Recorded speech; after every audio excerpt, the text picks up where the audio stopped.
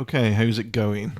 Can a email be traced even if you use a VPN? So I want to further this discussion on cybersecurity. Um, the middle word there, private in VPN, virtual private network. VPNs are not necessarily as private as you might think, but they do help mitigate and protect your privacy here and there. Some have a no login policy. The best VPNs to use if you really, really don't want anything recorded of how you connected to the VPN in the first place, from what IP address connected to this new connection, which is now a new IP address, via that.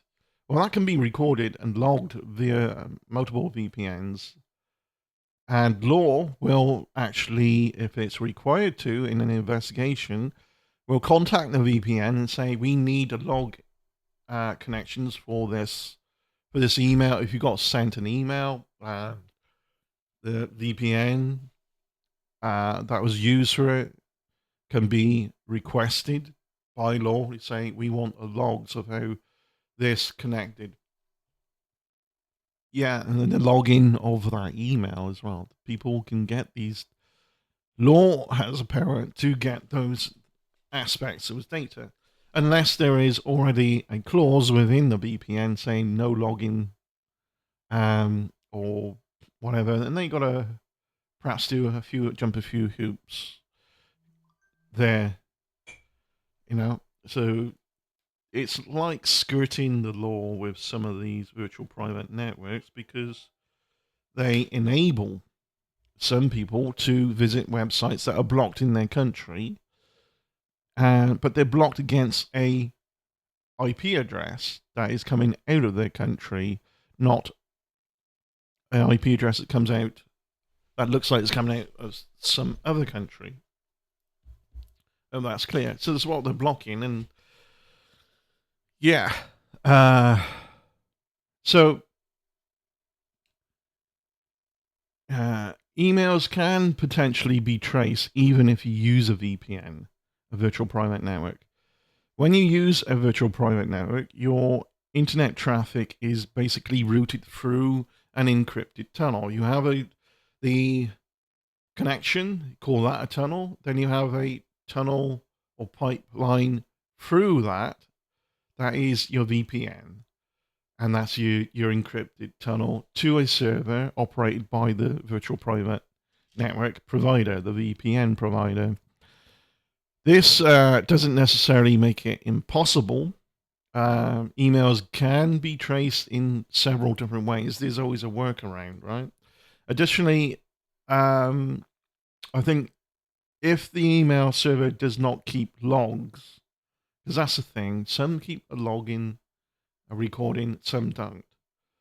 So if they don't keep a log of a history of connections via a particular email, it's still possible for emails to be traced through other means.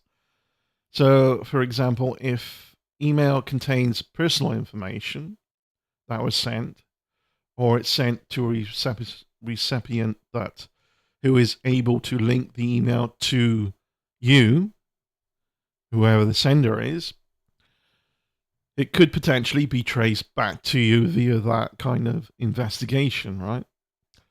So it's important to be aware of these potential risks and be careful about the information you include in your emails. Whether your intentions are good or bad, well, I'm not here to encourage any criminals, that's for sure. But so I just thought I'd further this cybersecurity. Somebody has been impersonating an online complete nutter, and pretending to be them and shoving a whole chain of emails around, and it's clearly not them because it's not. You can tell by the words that even though they're convoluted and garbage and just The typos are horrendous. I make some bad typos here and there, but it's a lot of vitriol and abusive language. That's what a certain individual talks like, but it looks like a piss poor attempt to copy it because a lot of the ways in which some of the words are what they don't use, some of them are what they use, but they're not the way they would spell them, or the misspellings not right, and that seemed to be a pattern across the board with these emails I've observed being sent to another YouTuber, and we're all like, "Who the hell sent this?" They're pretending to be this other person that we know of online who is incredibly dysfunctional and part of a very dysfunctional group. So somebody is trying to play them or bait them or frame them or something. I don't know what the motive is. Probably just to rage bait them because they are that stupid. Um, but why bother anyway? Anyway, reading on, whoever sent it, we've yet to find out. So, um, if the email server does not keep logs, it's possible for emails to be traced through other means. And again, like I said, for example, you've got like email containing perhaps personal information, or it's sent to a recipient who is able to link the email to yourself. If you're the emailer, it could potentially be traced back to you via other means like that. It's important to be aware of those risks if you're doing anything, whether good or bad, about information, and uh, using a no-log virtual private network can help protect your privacy by making it more difficult for online activity to be traced back to you.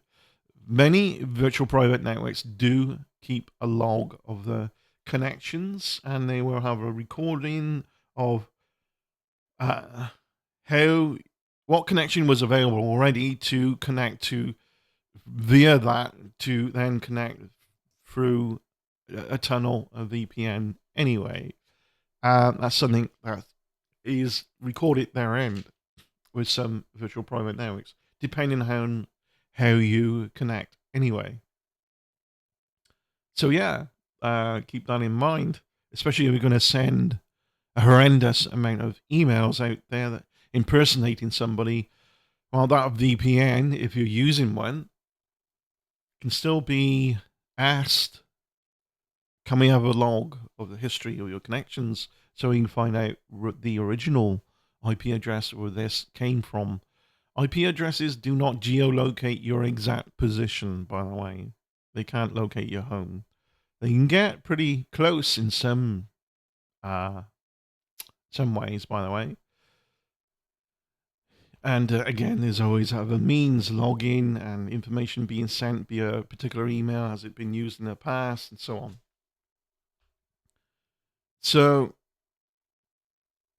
it's, you're looking at this, it's getting one that doesn't log can help your privacy a little bit by making it more difficult to be traced back to you, but it's not a foolproof method because you have to employ a bunch of other precautions.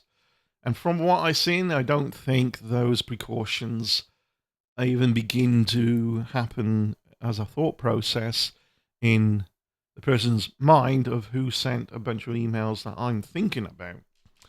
And it was page after page of utter garbage, by the way, and it's pretending to be somebody else.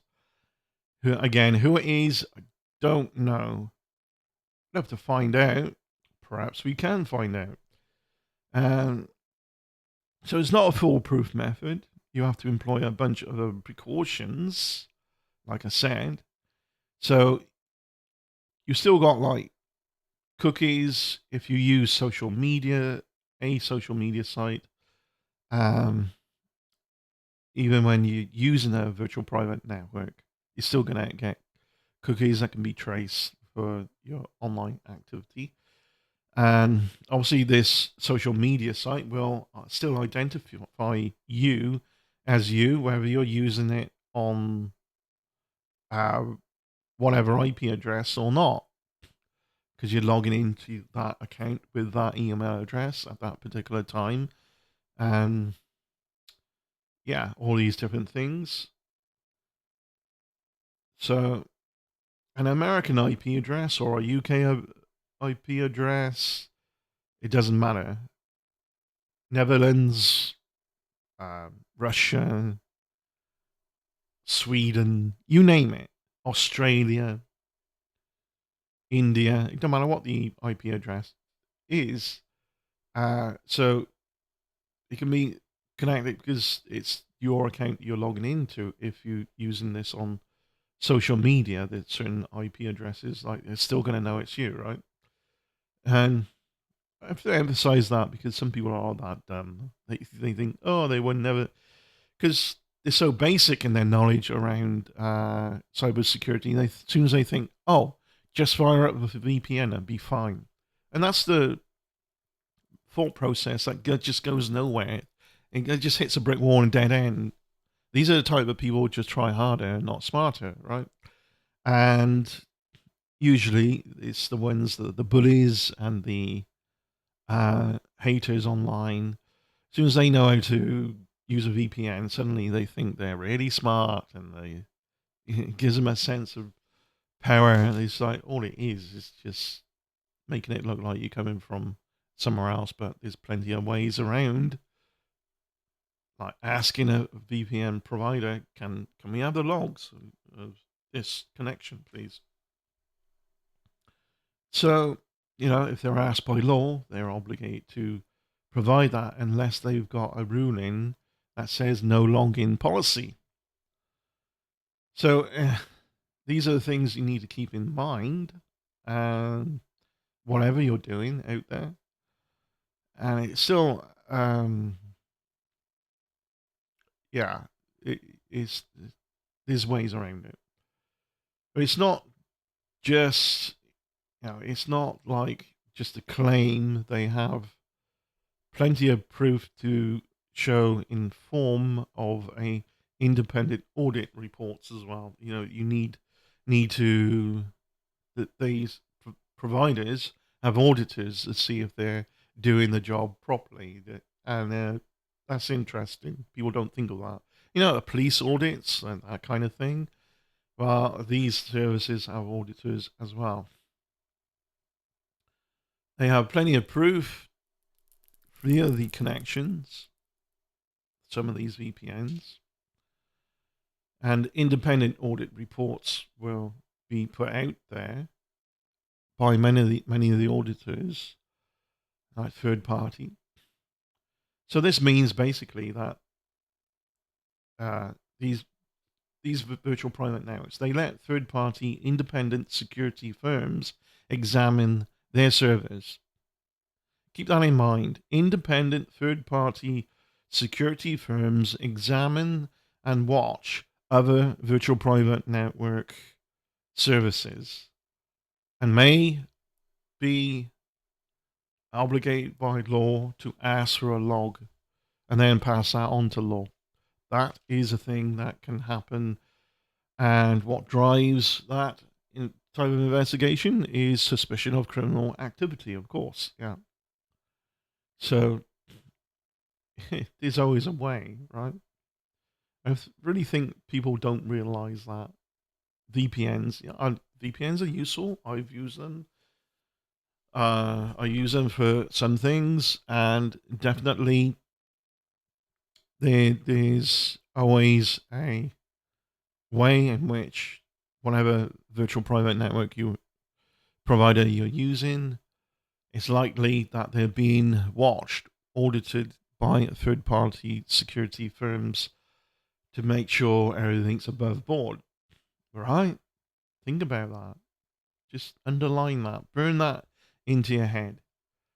Because if you sent a whole bunch of emails recently, well, yeah, it's not. And the types of emails I'm thinking of, impersonating somebody, well, it's not good, is it? Impersonating people over the internet, regardless if the person you're impersonating is an idiot or not. Yeah. So these are the things you keep in mind. Um, so these third parties do their thing. Express VPN is a good one. I think they are the ones that have one of the ones that have a no login policy.